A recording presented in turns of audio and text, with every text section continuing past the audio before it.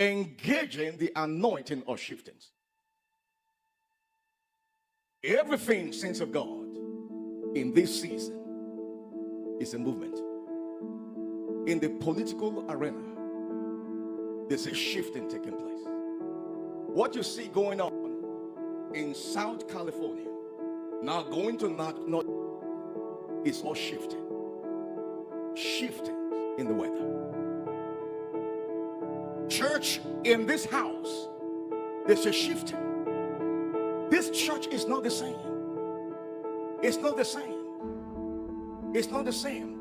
New York City, New York State, there's a shifting taking place. And I'm here to confirm in your family, please listen, in your family, there's a shifting. And so for you to really glean and enjoy this season, you must engage the anointing of shiftings.